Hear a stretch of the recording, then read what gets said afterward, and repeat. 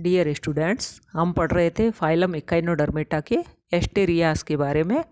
और अभी तक हमने पढ़ लिया है उसकी एक्सटर्नल फीचर्स के बारे में और उसमें पेडिसिलरी के प्रकार, उसके फंक्शंस के बारे में। आज हम पढ़ेंगे उसके डाइजेस्टिव सिस्टम के बारे में और उसके वेस्कुलर सिस्टम के बारे में।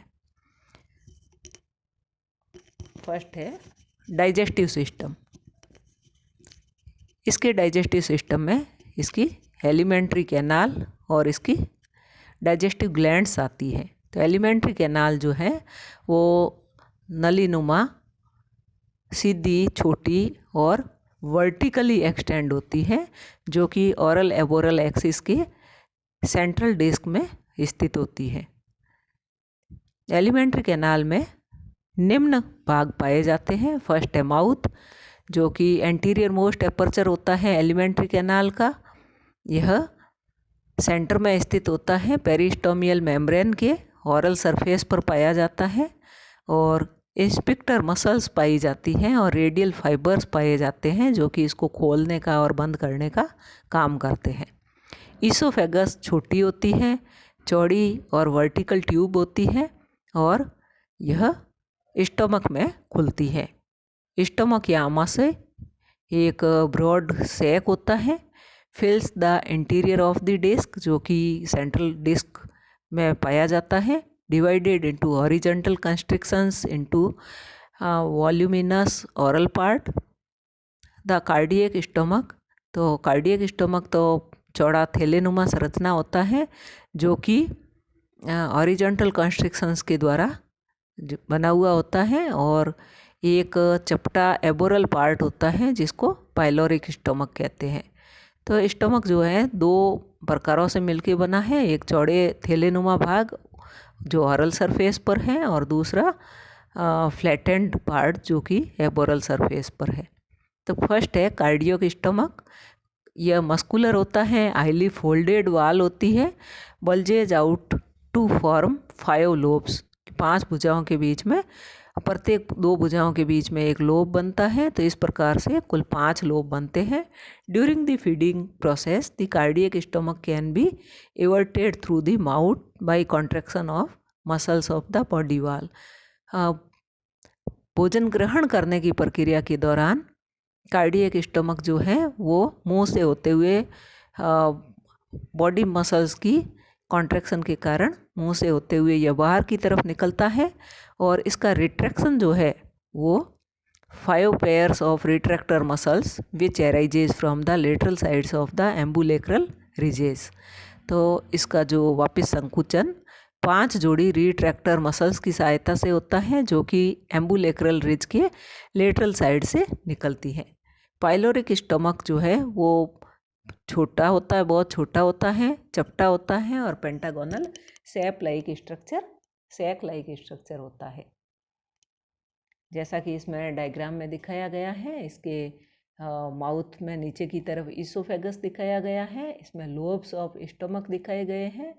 तो थैलेनुमा भाग जो है वो कार्डियक स्टमक है, नीचे की तरफ इसमें पाइलोरिक स्टमक है और इसमें पाइलोरिक सैक्स दिखाए गए हैं, जिससे पाइलोरिक डक्ट निकलती है और पाइलोरिक डक्ट आगे चल करके पाइलोरिक सीका में कन्वर्ट हो रही है। नेक्स्ट पार्ट है इसका इंटेस्टाइन। यह एक छोटी संकरी और 5 साइड की ट्यूब्स में जो स्ट्रेट अपवर्ड 5 नलियाँ बनती हैं, जो कि ऊपर की तरफ आकर के एनस में खुलती है। 2 और 3 little hollow brown in colour. इससे प्रत्येक इंटेस्टाइन की ट्यूब से 2 या 3 छोटी हॉलो ब्राउन कलर की ट्यूब्स निकलती हैं। Each bear several short irregular shaped diverticula called intestinal और रेक्टल सीका प्लेस्ड इंटररेडियली। तो ये जो ट्यूब्स होती हैं, इससे इंटेस्टाइन से प्रत्येक इंटेस्टाइन से 2 या 3 ब्राउन कलर की हॉलो ट्यूब्स निकलती हैं और ये जो है इरेगुलर शेप्ड की होती हैं, जिनको डाइवर्टिकुला कहते हैं। और इनको इंटेस्टाइनल या रेक्टल सीका भी कहते हैं। एनस जो कि एबोरल सरफेस पर सेंट्रल डिस्क के एक्सेंट्रिक पोजीशन में स्थित होता है। डाइजेस्टिव ग्लैंड्स पाइलोरिक स्टमक से 10 लंबी ब्राउनिश और ग्रीनिश ग्लैंडुलर एपेंडेजेस निकलते हैं, जिनको पाइलोरिक सीका या डाइजेस्टिव ग्लैंड्स या ब्रैंकियल सीका या हिपेटिक सीका कहते हैं। प्रत्येक सीका जो है डबल सीरीज ऑफ हॉलो लोब्यूलेटेड सैक्स बनाता है और जो कि open into central tube duct, जो कि सेंट्रल ट्यूब डक्ट में जाकर के खुलते हैं। फिजियोलॉजी ऑफ डाइजेशन, पाचन की कार्य की, इसमें फर्स्ट है फूड, क्योंकि एस्टेरियास कार्निवोरस एनिमल है और यह वर्म्स, क्रस्टेशियंस, स्नेल्स, बाइवाल्व्स और small sized star fishes, echinoderms and fishes को अपना भोजन बनाता है। इंजेशन एंड डाइजेशन, तो यह छोटे आकार के एनिमल्स को तो सीधा ही निगल लेता है। प्रे को ट्यूब फीट की सहायता से पकड़ा जाता है। कार्डियक स्टमक बाहर की तरफ निकलता है और उसके चारों तरफ लिपट जाता है। पाइलोरिक सीका के द्वारा एंजाइमेटिक सिक्रीशंस को प्रे के ऊपर डाला जाता है और जब डाइजेशन पूरा हो जाता है तो स्टमक को डाइजेस्टेड फूड के साथ में अंदर ले लिया जाता है। लेकिन इसमें मोलस्का को यानी कि बाइवाल्व, स्नेल्स वगैरह को खाने का एक अलग ही तरीका होता है, जिसमें यह ट्यूब फिट की सहायता से लूप बनाते हुए उसके कवच को बाहर की तरफ से पकड़ता है और इसका मुंह जो है वो कवच के फ्री मार्जिन की तरफ रहता है, सेल के फ्री मार्जिन की तरफ रहता है और यह अपने बॉडी को आर्च यानी चाप देते हुए अम्ब्रेला शेप्ड लाइक पोस्चर में ले आता है, जिसमें कि दोनों तरफ इसके ट्यूब फिट जो है वो बाइवाल्विया के दोनों वाल्व को अच्छे से ग्रिप किए हुए रहते हैं और बाकी का इसका सरफेस जो है वो सबस्ट्रेटम के साथ में चिपका हुआ रहता है। तो कार्डियक स्टमक जो है अब मुंह से बाहर की तरफ निकलता है और ट्यूब फिट जो है वो लगातार उसके वाल्व को खींचते हैं। इसके कारण बाइवाल्व की जो एडक्टर मसल्स है वो लंबे समय तक संकुचित नहीं रह सकती हैं और जैसे ही एडक्टर मसल्स रिलैक्स होती हैं तो सेल खुल जाता है और एस्टेरियास तब अपने कार्डियक स्टमक को उसके अंदर डालता है, मेंटल कैविटी के अंदर, और प्रोटियोलाइटिक एंजाइम सिक्रीट करता है। एंजाइम उसके विसरल ऑर्गन्स को डाइजेस्ट कर देते हैं और प्रोटीन जो है विसरल ऑर्गन्स का वो पेप्टॉन्स और एमिनो एसिड्स में बदल जाता है। Polysaccharides, carbohydrates and lipid content है वो फैटी एसिड्स एंड ग्लिसरॉल में बदल जाते हैं। जब पार्शियली डाइजेस्टेड हो जाता है तो सी स्टार जो है वो अपने स्टमक को और पचे हुए भोजन सहित वापस अपने मुंह के अंदर खींच लेता है। पीछे विक्टिम का सेल बचा हुआ रहता है। Remaining digestion of food substances occurs in cardiac stomach, तो बचे हुए जो अब डाइजेशन है वो कार्डियक स्टमक में होता है। Which the digested food diffuses to coelomic fluid for body wide distribution, वहाँ से पूरे बॉडी में डिस्ट्रीब्यूशन के लिए बचा हुआ भोजन जो है वो डिफ्यूज होता है सीलोमिक फ्लूइड के साथ में। एंड टू पाइलोरिक सीका, और पाइलोरिक सीका तक पहुंचता है। Where it may be distributed to arms, वहाँ से यह भुजाओं में डिस्ट्रीब्यूट हो सकता है और stored in storage cells of epithelium of pyloric caeca, या फिर पाइलोरिक सीका की एपिथीलियम जो है उसकी स्टोरेज सेल्स के अंदर स्टोर हो सकता है। The undigested food is either egested out directly from the mouth, या तो इसको माउथ से ही सीधा वापस बाहर निकाला जा सकता है, और pass through intestine and egested out through the anus, या फिर इसको इंटेस्टाइन से होते हुए पास करके और एनस से बाहर निकाला जाता है। नेक्स्ट है सर्कुलेटरी सिस्टम। तो इसके सर्कुलेटरी सिस्टम में दो सिस्टम पाए जाते हैं, एक तो है पेरीइमल सिस्टम एंड सेकंड है इमल सिस्टम। तो पेरीइमल सिस्टम है first, derived from the coelom, यह देह गुहा से विकसित होता है। And composed of many tubular coelomic sinuses, बहुत सारे सीलोमिक साइनसेस से बना हुआ होता है, such as axial sinus, aboral ring sinus, genital sinus, radial perihaemal sinus, marginal sinus and peribranchial sinuses. First है इसमें से एक्सियल साइनस। यह एक thin walled vertical wide tubular coelomic cavity होती है, enclosing the stone canal and the axial gland. और ये तीनों मिलकर के इसमें एक्सियल साइनस और स्टोन कैनाल की सीलोमिक कैविटी और एक्सियल ग्लैंड, ये तीनों मिलकर के एक्सियल कॉम्प्लेक्स का निर्माण करती है। एबोरल रिंग साइनस, ये एबोरल सरफेस पर है, जो कि ट्यूबुलर पेंटागोनल चैनल होता है, और साइनस पाए जाते हैं जो कि इंटेस्टाइन को घेरे हुए होते हैं, lying just inside the aboral wall of the central disc. Central disc की एबोरल वाल के जस्ट अंदर की तरफ होता है। It communicates with the axial sinus, यह एक्सियल साइनसेस के साथ में कम्युनिकेट करता है। Genital sinuses, 5 pairs of genital branches originates from aboral ring sinus. तो 5 जोड़ी जो है ये genital sinuses aboral ring sinus से निकलते हैं। 1 पेयर इन ईच आर्म, प्रत्येक भुजा में एक जोड़ी होते हैं, और जेनाइटल साइनस जो है वो गोनेड्स को घेरते हैं। Oral ring sinus, a circular channel, the oral, जो ओरल सरफेस पर होता है, पेरीबक्कल, पेरीहिमल और हाइपोन्यूरल रिंग साइनस इसको कहते हैं, विच रन्स अराउंड द माउथ। तो ओरल रिंग साइनस को पेरीबक्कल, क्योंकि यह मुख वाले भाग को घेरे हुए होता है, पेरीहिमल और हाइपोन्यूरल रिंग साइनस कहते हैं, जो कि माउथ के चारों तरफ होता है। यह एक लार्ज ट्यूबुलर साइनस होता है, divided into an inner narrow and an outer wide ring by an oblique circular septum called haemal strand. Next है रेडियल पेरीहिमल साइनसेस। तो outer division of ring sinuses gives out 5 radial hyponeural or perihimal sinuses, one of which extend through each arm between the radial nerve and the radial water canal. Each radial sinus is also divided longitudinally into 2 by a vertical partition or septum, give out fine channels into the tube fit.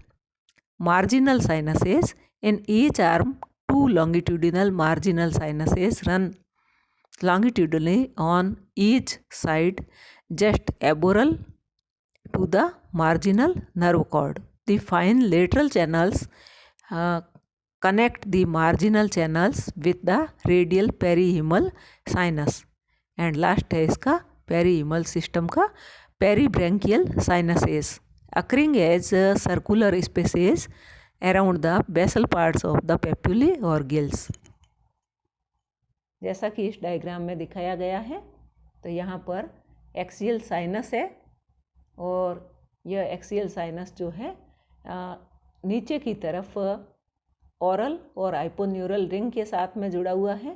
तो यहाँ पर oral या हाइपोन्यूरल ring sinus उपस्थित है, और ऊपर की तरफ यह एबोरल हिमल रिंग के साथ में जुड़ा हुआ है। एबोरल हिमल रिंग से प्रत्येक आर्म में 2 जेनाइटल हिमल साइनसेस जो हैं वो निकले हुए हैं, और ये जो हैं जेनाइटल ऑर्गन्स को घेरते हैं।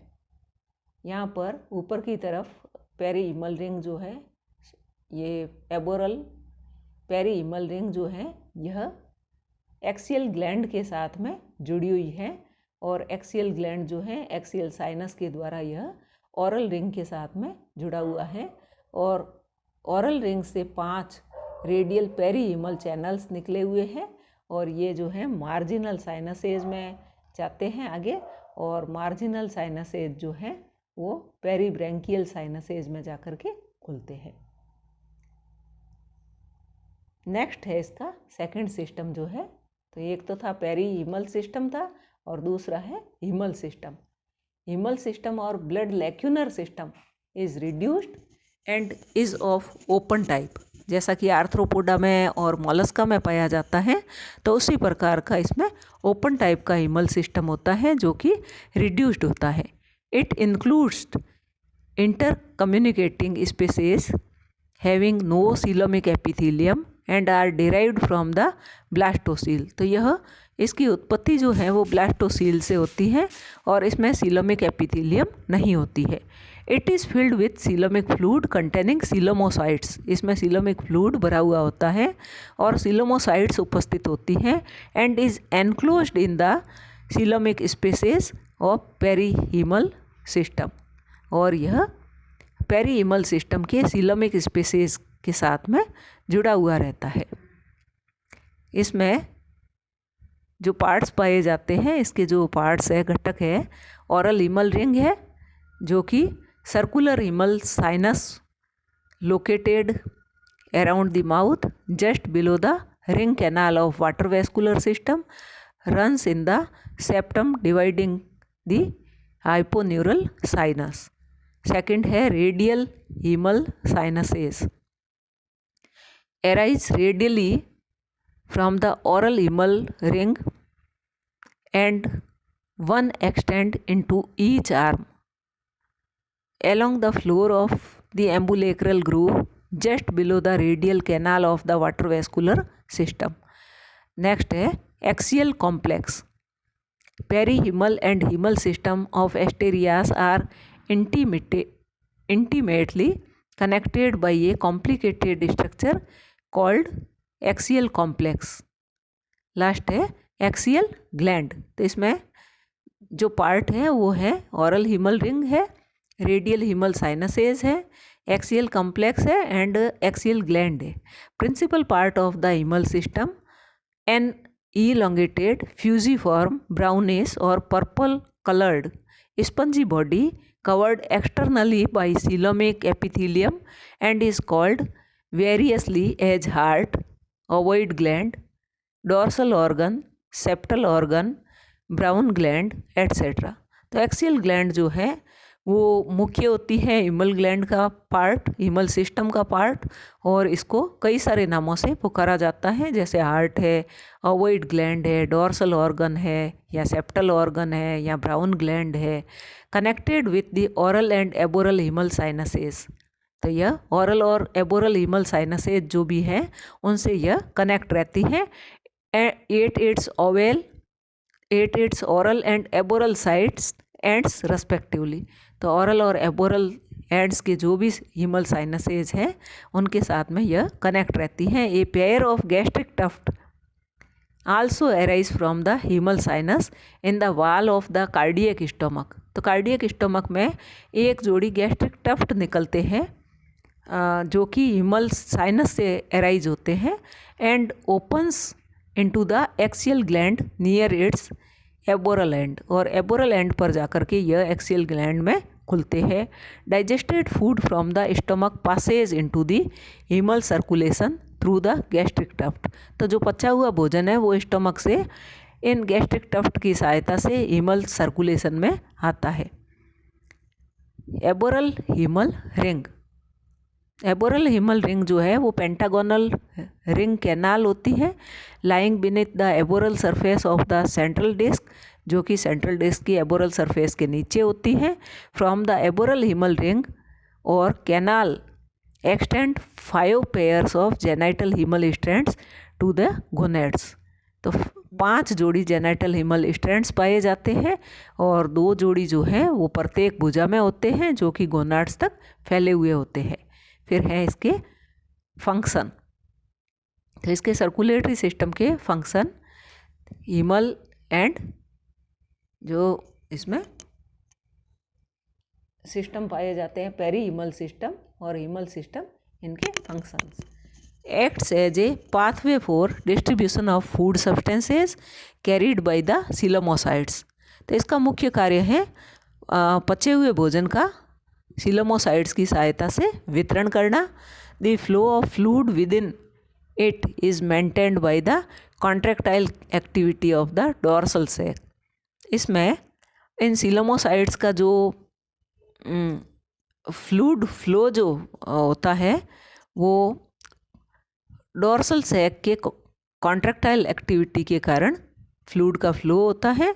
The axial gland act as a genital stolon. तो अक्षीय ग्रंथि जो है वो जनद स्टोलॉन यानी व्रंथ का काम करती है, जनद व्रंथ का काम करती है। प्रोड्यूसिंग सेक्स सेल्स, उसके द्वारा सेक्स सेल्स का निर्माण किया जाता है। Which reach the gonads through the aboral haemal ring and its branches, जो कि एबोरल हीमल रिंग और इसकी शाखाओं के द्वारा गोनेड्स तक पहुंचते हैं। Thank you.